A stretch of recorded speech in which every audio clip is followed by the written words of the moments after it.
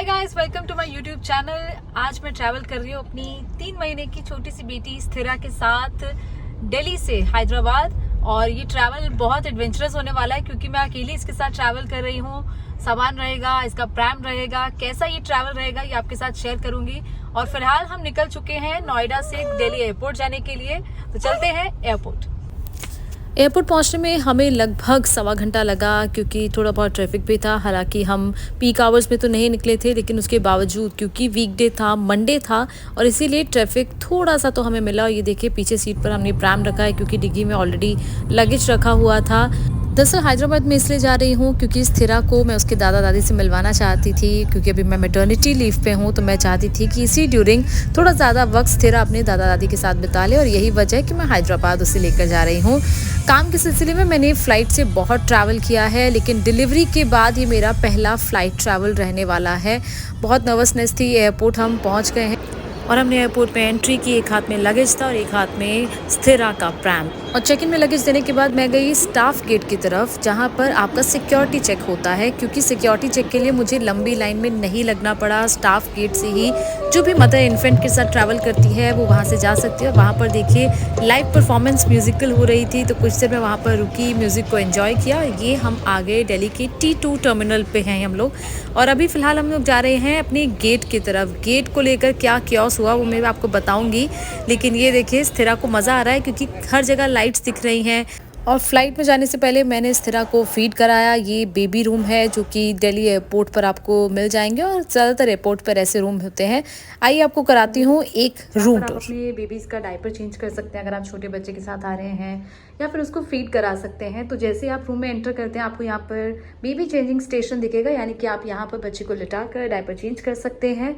इसके अलावा देखिए पानी की फैसिलिटी भी यहाँ पर दी हुई है, यानी कि मदर्स जो ब्रेस्ट फीड करा रही हैं, अब जो भी अंदर मदर आ रही हैं वो बच्चे के साथ अगर आ रहे हैं तो आप पानी भी यहाँ पर पी सकते हैं। इसके अलावा यहाँ पर 2 इस तरीके से चेयर्स लगी हैं जहाँ पर आप फीड करा सकते हैं बच्चों को। मैंने अभी स्थिरा को फीड कराया है, और अभी कुछ देर में इसका डायपर चेंज करने के बाद फिर हम चलेंगे गेट की ओर अपनी फ़्लाइट पर बोर्ड करने के लिए। तो ये देखिए पीकू मेरे साथ क्यूटू सा पीकू, हम इसको घर में कहते हैं, इसका नाम स्थिरा है। और ये अभी देख रही है क्योंकि घर से बहुत कब निकली है। अभी इसने बर्प लिया है क्योंकि अभी इसको फीड कराया था, तो बर्प कराने में थोड़ा टाइम ले लेते हैं बच्चे। तो ये रही मैं और पीकू, हम दोनों का ये एयरपोर्ट लुक। और जिस क्योस की मैं बात कर रही थी वो गेट चेंज का क्योस था। जब मैं स्थिरा को लेकर गेट पर पहुंची तो पता चला कि वो गेट से फ़्लाइट बोर्ड ही नहीं होगी, दूसरा गेट है। और जब मुझे ये पता चला तो मैं बिल्कुल नर्वस हो गई कि अरे एकदम ये चेंज हो गया, बच्चे के साथ बहुत मुश्किल हो जाती है। तो मैं उसे लेकर फटाफट वो जो करेक्ट गेट था वहाँ पर पहुँची, और वहाँ से हमारी बोर्डिंग स्टार्ट होने वाली थी। और बोर्डिंग के लिए हम लोगों को बस के थ्रू लेके गए। बस में स्थिरा का प्रैम किस तरीके से रखा, कैसे उतारा, ये देखिए। यहाँ पर दरअसल एक स्लांट कर जो है वो खोल दिया जाता है, और उस स्लांट के ज़रिए आप प्रैम या व्हील चेयर उन्हें बस में बोर्ड कर सकते हैं या फिर अनबोर्ड कर सकते हैं। और यहाँ से स्थिरा का प्रैम हमसे ले लिया गया। वहाँ से बोर्डिंग पास देखने के बाद हम लोग गए फ़्लाइट के अंदर। स्थिरा को मैंने अपनी गोद में ले लिया, और पहला उसका ये फ़्लाइट ट्रैवल था। डर लग रहा था कि फ़्लाइट के अंदर कैसे रिएक्ट करेगी। हालांकि शुरू में पहले ये शांत रही, लेकिन उसके बाद जैसे ही फ़्लाइट टेक ऑफ हो गई स्थिरा ने रोना स्टार्ट कर दिया। रोने की वजह थी उसका नाक बंद हो गया था। मैंने फ़्लाइट में बोर्ड करने से पहले उसका नाक क्लियर किया था, लेकिन उसके बावजूद उसका नाक फिर से बंद हो गया। आई थिंक एसी के कारण, वेदर चेंज हुआ, आई डोंट नो क्या हुआ। और फिर उसके बाद वो काफ़ी देर रोई, लगभग 5 मिनट वो रोती रही, और फिर रोते रोते वो मेरे कंधे पर ही सो गई। और ये देखिए उसका पहला बोर्डिंग पास। बहुत खुशी थी। मैंने इसे अभी तक संभाल कर रखा है क्योंकि मेरी बच्ची ने पहली बार फ़्लाइट में ट्रैवल किया और वो मेरे साथ ही गई। काफ़ी क्लियर स्काई था। मैं यही प्रे कर रही थी किसी तरह का टर्बुलेंस ना हो, क्योंकि बच्चे के साथ आपको और डर लगता है। और क्योंकि मुझे भूख भी लगी हुई थी, मैंने पहले से ही अपना मील बुक कर लिया था।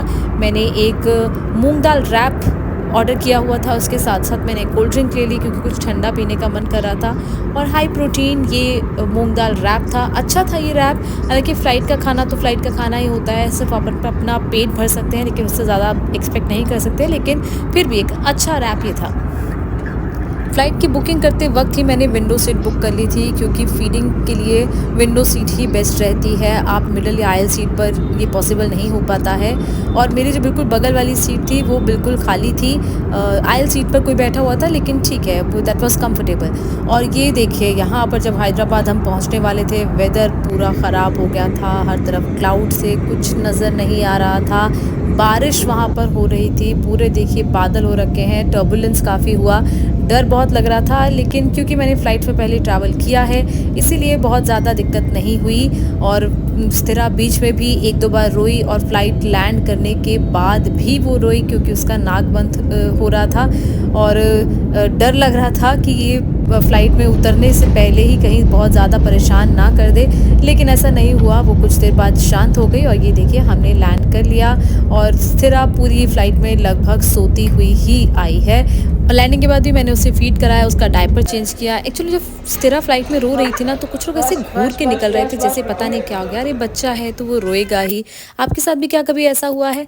और ये देखिए उसका पहला जूनियर कैप्टन का ये सर्टिफिकेट। और फिर हम वहाँ से निकल गए घर के लिए, कैब बुक किया। अगर आपको ये वीडियो पसंद आया हो तो इस वीडियो को लाइक कीजिए, शेयर कीजिए, कमेंट कीजिए, और मेरे चैनल को ज़रूर सब्सक्राइब कीजिए।